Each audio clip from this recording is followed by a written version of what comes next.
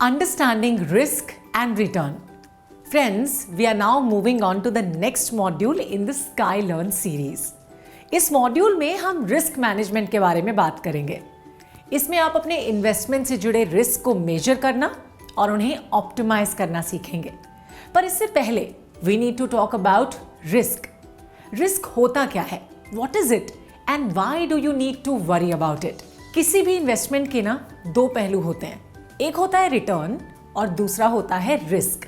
अक्सर इन्वेस्टर्स सिर्फ रिटर्न पर फोकस करते हैं. This makes them more prone to risk. Yes, क्योंकि जो चीज हम एंटिसिपेट नहीं कर रहे उसके लिए हम प्रिपेयर कैसे करेंगे, right?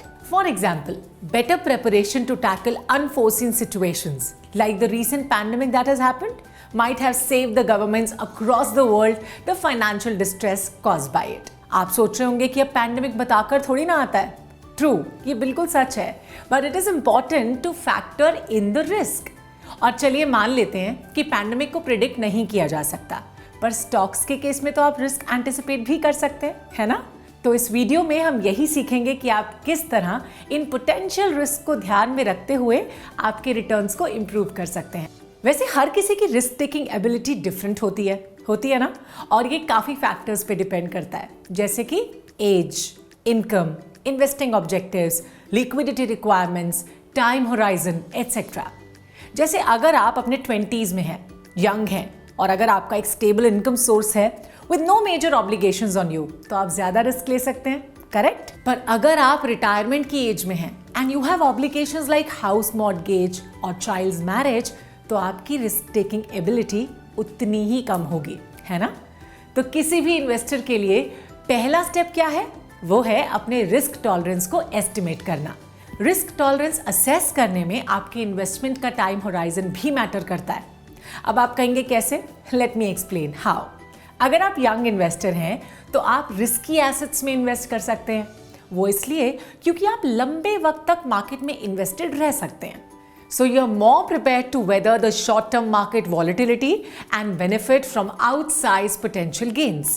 On the other hand, अगर आप retired हैं and have financial obligations, you may prefer instruments that are not only stable but also offer a reliable source of income. Another important factor to know is the risk-return trade-off. A risk-return trade-off at the portfolio level involves the valuation of a variety of assets and the subsequent identification of a healthy mix that balances the risk as well as the return. आपने अक्सर सुना होगा, जितना ज़्यादा आप risk लेंगे उतना आपका पोटेंशियल रिटर्न बेटर होने के चांसेस हैं. पर याद रखिए, रिस्क ना हमेशा फ़ायदा नहीं करेगा. अगर आपकी रिस्क टेकिंग एबिलिटी कम है तो हो सकता है कि आप ज़्यादा रिटर्न ना कमा पाएं, पर आप अपने कैपिटल को अच्छे से प्रोटेक्ट जरूर कर पाएंगे. Before winding up this video, let's quickly check out the two primary categories in which risk can fall. The first one is systematic, or we can call it market risk.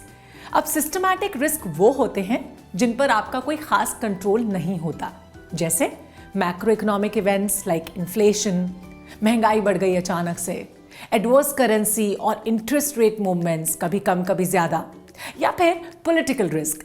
The second type is unsystematic risk. These present the possibility of losing money on investments due to challenges unique to a particular business or sector, जैसे कि regulatory changes, negative news reports, etc. तो ये video था risk और returns के बारे में. पर इस टॉपिक में अगर आप और भी कुछ सीखना चाहते हैं तो आप हमारे टेक्स्ट चैप्टर को जरूर पढ़िए. Stay tuned for the next video. Till then, take care.